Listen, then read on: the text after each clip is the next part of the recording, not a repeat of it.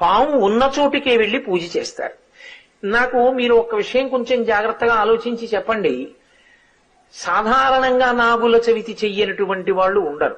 అన్ని వర్ణముల వారు చేస్తారు. అందరూ తలస్నానం చేస్తారు, చక్కగా పుట్టక పెడతారు, ఏదో అందులో గుడ్డు వేస్తారు, లేకపోతే చిమ్మిలి వేస్తారు, లేకపోతే చలివిడి వేస్తారు, లేకపోతే ఆవు పాలు పోస్తారు, ఆ పుట్ట చుట్టూ తిరుగుతారు, పిల్లా పాపలతో నమస్కారం చేస్తారు, ఇంటికి వచ్చేస్తారు. పాముని పూజ చేసేటప్పుడు ప్రకటనంగా ఒక మాట అడుగుతారు పుట్ట దగ్గర నిలబడి.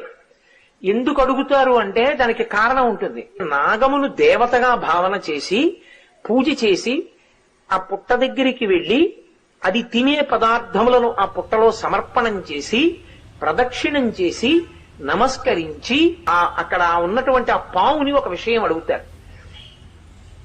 లౌకికంగా చాలా నాగరికమైనటువంటి ఏదో సంస్కృత భాషలో చెయ్యవలసినటువంటి శ్లోకములు కాకుండా